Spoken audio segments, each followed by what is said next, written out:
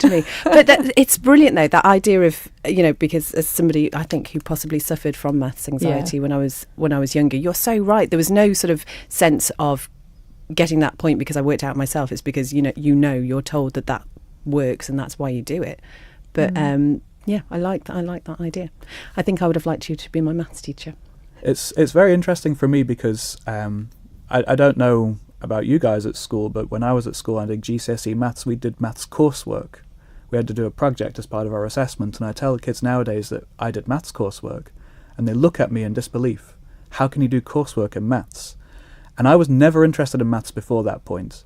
I was okay at it, but I got that piece of coursework and I got ill, and I spent weeks in bed and eventually ran out of books to read and programs to watch on TV, so I picked this thing up and I became fascinated, and that's where my journey in maths began. But it was figuring out how things were put together and why they were put together that way, and that, I think, is what we're missing. I think there's a lot of effort to try and deliver that. It's really, really difficult to deliver that, and it's one of the reasons why I love private tuition so much, is because that's far easier to deliver in a dialogue with somebody rather than addressing a class. But it's absolutely this, for me, it's the missing ingredient, as you say. Now, working things out brings us on to your other passion, which is magic. Yeah. And again, you came to this at a very young age. You were the young magician of Man. I was in the Young Magicians of Man, which was a magic club which ran for many, many years on the Isle of Man, run by Mike Clegg. And I joined that when I was 7 years old. He's our guest tomorrow. Oh, is he really? Show. Yeah. Okay. Nice tie in there. Yeah, don't ask him about me. I was somewhat difficult as a 7-year-old. Mike was wonderful, and he's continued such good work with young people on the island. And as I said before, that I struggled in school somewhat, and the Young Magicians of Man was one of the first social groups where I really felt like I belonged, and I had I had somewhere that I could be and be safe. And I was really, really deeply into it, and I did all of the shows and things that they did, and then dropped it for many years. And then when my father-in-law, before he was my father-in-law, pulled out a magic trick at a poker night, I became interested again, and as my wife would tell you, absolutely obsessed for the next 5 years with card tricks, and to the stage where I was actually performing professionally.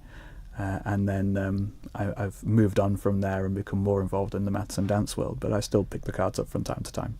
I should say you have brought a pack of cards with you today, and I think what maybe we need to do after the show, Christy, is a quick video of a card trick. Would that be possible? Sure. Definitely. Yeah. It's not going to give any of your secrets away if we video it. It depends how well I do it, I guess, but I'll do my I'll do my best. Well, Dave, it's been so lovely talking to you this afternoon, and really excited about the prospect of you going into the island's primary schools. You say you are looking for somebody to support you in the funding of that. So if there's anybody listening, it would be great to get in touch maybe. Yeah, absolutely. The idea is that the project is called Break Free for several reasons, but one of those is that I want it to be free. I want it to be easy for people to say yes to. I want the kids to be able to say yes to it and their parents to be able to say yes to it because it's not going to cost them anything. I want the schools to be able to say yes to it because it's not going to cost them anything. And if we achieve all of that, that's the dream. And I will keep on working towards it until we've got there or as close to that as we can get to.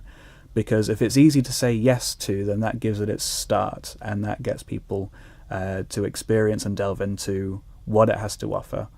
And then we'll see how it evolves in the coming years. The idea is for it to grow and become something that's eventually by the kids for the kids, and then I can step back from it. And if anybody's listening, they want to know more about what you do, and we mentioned your dance school as well, how can they find you? Well, we're on Facebook. It's Represent Dance Company on Facebook. If you search for us on there, we come up pretty quickly. Or they can just get in touch with me directly. If you search David Cowley, you're going to get my contact details through the Facebook page or phone number on the website, anything like that.